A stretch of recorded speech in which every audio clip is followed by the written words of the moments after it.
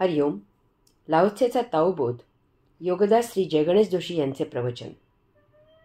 संस्कार महत्त्वाचे भाग 2.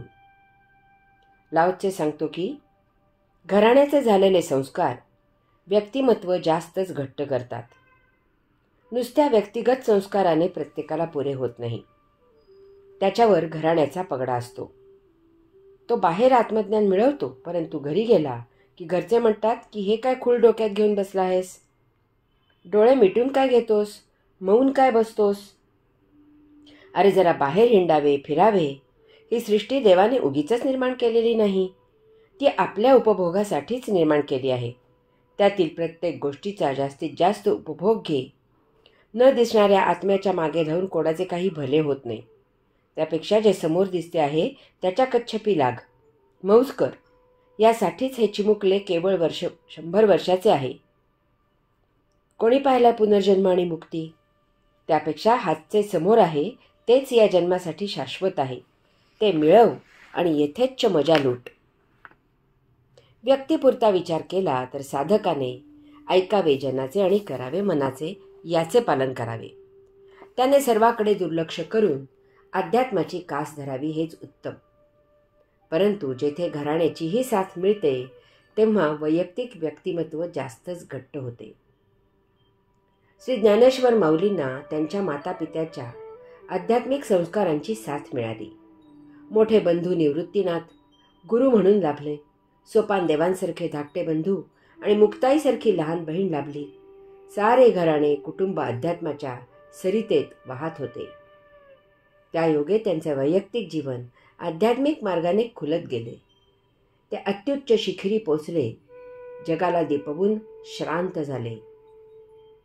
शास्त्रीय संगीत गाणारा युवा खासाहेब, संगीत नाट्य अभिनेता राहुल देशपांडे हा रीतसर CA करत होता. परंतु त्याच्यातील गाण्याला महाराष्ट्राच्या लाडक्या साहित्यिकाची पु. ल. यांची दाद मिळाली आणि त्यांच्याच पडत्या आज्ञेचे पालन करत CA सोडून राहुल गायक झाला, संगीत नट झाला. त्याला त्याच्या पणजोबांपासून आजोबांकडून गायकीचा वारसा आहे.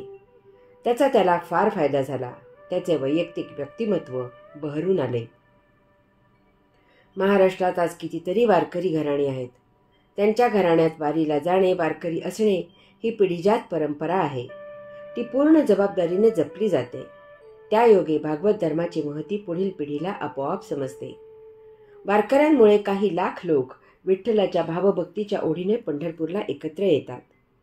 आजच्या या चंगळवादी भोगवादी जमान्यात या अशा प्रेरणेने समाज एकत्र येण्याला फार महत्त्व आहे. यास्तव आपली प्रत्येकाची जबाबदारी आहे की आपण हे जाणतो. त्यामुळे आपण प्रत्येकाने आपल्या पुढील पिढीसाठी हा अध्यात्माचा वारसा सुरू ठेवायचा आणि जपायचा आहे. यासाठी आपण प्रत्येकाने अध्यात्माची कास धरायची आहे. पुढील पिढीसाठी घराण्याचे संस्कार जपायचे आहेत. त्यांना घराण्याचा आध्यात्मिक वारसा मिळाला पाहिजे. संस्कार महत्त्वाचे भाग 3.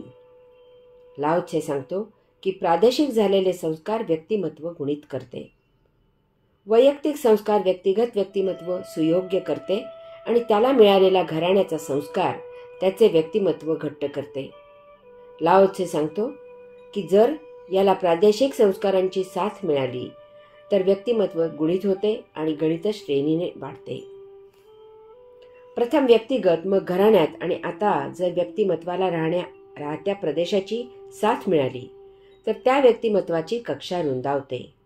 अमुक प्रदेश, अमुक जिल्हा म्हणजे अमुक प्रकारच्या व्यक्तिमत्वाचे लोक अशी ओळख होते. आज मराठा, शीख, जाट, गुरखा इत्यादी असे लोक शूर म्हणून प्रसिद्ध आहेत. त्यांच्या शौर्याच्या गाथा गायल्या जातात. त्यांच्या पराक्रमाचे जगभर कौतुक होत असते. त्या योगे त्याच्या प्रदेशातील इतरांना प्रोत्साहन मिळते. आज आपण सहजच असे म्हणतो की वाण्याकडून किंवा मारवाड्याकडून किराणा सामान आणून भरून ठेवले. वाणी किंवा मारवाडी दुकानदारीसाठी प्रसिद्ध आहेत. अशाच प्रकारे आपला प्रदेश योगी म्हणून किंवा आध्यात्मिक संस्कारांसाठी प्रसिद्ध झाला पाहिजे. म्हणजे अध्यात्माचा प्रचार आणि प्रसार गुणित होत राहील. देश पातळीवर झालेले संस्कार व्यक्तिमत्व समृद्ध करते. वैयक्तिक संस्कार व्यक्तिगत व्यक्तिमत्व सुयोग्य करते आणि त्याला मिळालेला घराण्याचा संस्कार त्याचे व्यक्तिमत्व घट्ट करते. याला प्रादेशिक संस्कारांची साथ मिळाली तर व्यक्तिमत्व गणित श्रेणीने वाढते. लाओचे पुढे सांगतो की त्याला देश पातळीवर साथ मिळाली तर व्यक्तिमत्व समृद्ध होते. आज आपला भारत देश योगविद्येसाठी सुप्रसिद्ध आहे. सर्व जगातून लोक येथे योगविद्या शिकण्यासाठी येतात. तसेच भारत शास्त्रीय संगीतासाठी सुप्रसिद्ध आहे. अनेक देशातून शास्त्रीय संगीत शिकण्यासाठी येथे लोक येतात. ही आपल्या संस्कारांची समृद्धी आहे. मी आफ्रिकेत असताना तेथील लोकांना मी योगासने करून दाखवली. त्यानंतर त्यांनीही त्यांच्या पद्धतीप्रमाणे व्यायामाचे प्रकार करून दाखवले. मी याला काय म्हणतात असे विचारल्यावर त्यांनी हसत हसत सांगितले की याला आफ्रिकन योगा असे म्हणतात. आज हा समृद्धीचा वारसा जपण्याची जबाबदारी आपल्यावर आहे. ही प्रभूची सेवा आहे. हे कार्य सुरू राहावे यासाठी कितीतरी लोक सर्व प्रकारची मदत करत राहतात. जागतिक झालेले संस्कार व्यक्तिमत्व वैश्विक करते. वैयक्तिक, कौटुंबिक, प्रादेशिक, राष्ट्रीय संस्कार जागतिक होतात आणि त्याला वैश्विक स्वरूप येते. स्वामी विवेकानंदांनी भागवत धर्माची ओळख जगभर करून दिली. ओशोंनी त्यांच्या प्रवचनांद्वारा भारतीय तत्त्वज्ञान जगभर प्रसिद्ध केले. आज या तत्त्वज्ञानाला वैश्विक स्वरूप प्राप्त झाले आहे. या योगे वैश्विक शांती प्रस्थापित होते. हरि ओम.